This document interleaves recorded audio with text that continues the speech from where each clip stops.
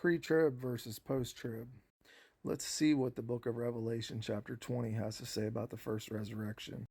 And I saw thrones, and they sat on them, and judgment was committed to them. Then I saw the souls of those who had been beheaded for their witness to Jesus and for the word of God, who had not worshipped the beast or his image, and had not received his mark on their foreheads or on their hands, and they lived and reigned with Christ for 1,000 years. Got a question for you. There's two judgments, the judgment of the sheep and the goats, and there's the judgment of the great white throne. There's the first resurrection, and there's the second resurrection. Blessed and holy is he who has part in the first resurrection. Over such the second death has no power.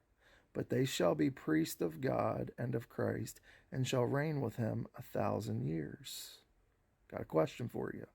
If the church is resurrected pre-tribulation, how do those who did not worship the beast or his image and had not received his mark on their foreheads or on their hands, how are they resurrected at the end of the tribulation? Okay?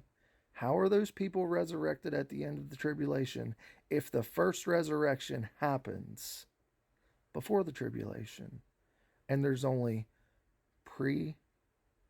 there's only first resurrection and there's second resurrection. There's the resurrection at the beginning of the 1,000 years, and there's a resurrection at the end. How are those people resurrected at the beginning of the 1,000 years that died during the tribulation, that did not take the mark of the beast, nor receive his mark on their forehead, or worship him, and they lived and reigned with Christ for 1,000 years? How does that happen? You see, that means that if there was a pre-trib rapture, that there would be a resurrection, the first resurrection, okay? Then these people that died during the tribulation and great tribulation, that would be the second resurrection. And then you would have to have a third resurrection. Makes no sense, guys. It can't be so.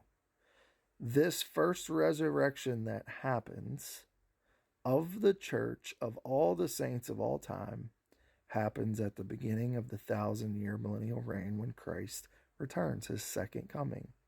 You see, if you do a pre-tribulation rapture and you do a first resurrection at the pre-tribulation rapture, these people can't be resurrected until after the 1,000 years is over, and then they won't be able to reign with Christ for 1,000 years. And we all know that the great white throne judgment happens at the end of the 1,000 years, okay? When all the flesh on the earth that was left at the Battle of Jerusalem gets judged, and all the things happen, and Satan's cast away forever, and death and Hades is thrown away forever. We all know that that happens at the end of the 1,000 years. So Houston, we have a problem. The pre-tribulation rapture is such a false lie that it is so far from the pits of hell that people have been so deceived by for so long that God is sending people to speak 1-2 verses that literally annihilate their whole doctrine, if they have eyes to see and ears to hear. But if you want to believe falsehood, continue to believe it. I'm going to continue to preach against this garbage, and God will reveal it to those who have a heart for him.